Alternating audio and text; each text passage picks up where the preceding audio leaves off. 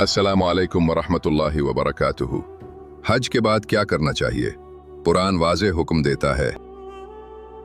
अऊज़ु बिल्लाहि मिनश शैतानिर रजीम।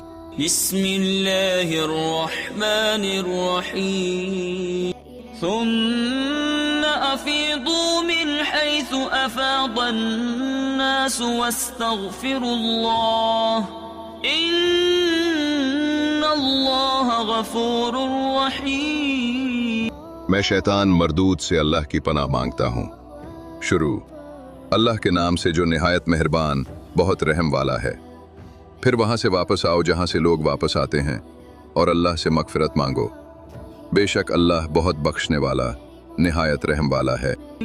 وَإِذَا قَضَيْتُم مَّنَاسِكَكُمْ فَاذْكُرُوا اللَّهَ كَذِكْرِكُمْ آبَاءَكُمْ أَوْ أَشَدَّ ذِكْرًا فَمِنَ النَّاسِ مَن يَقُولُ رَبَّنَا آتِنَا فِي الدُّنْيَا وَمَا لَهُ فِي الْآخِرَةِ مِنْ خَلَاقٍ۔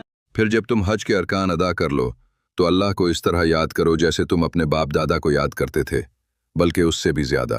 कुछ लोग कहते हैं, ए हमारे रब हमें दुनिया में दे। ऐसे लोगों का आखिरत में कोई हिस्सा नहीं।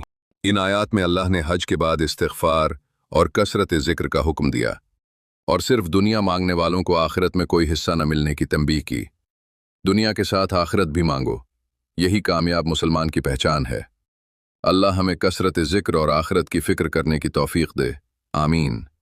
कमेंट में आमीन ज़रूर लिखें, लाइक शेयर और कमेंट करें और मज़ीद वीडियोज़ के लिए चैनल क़ल्ब मुतमईन को सब्सक्राइब करें।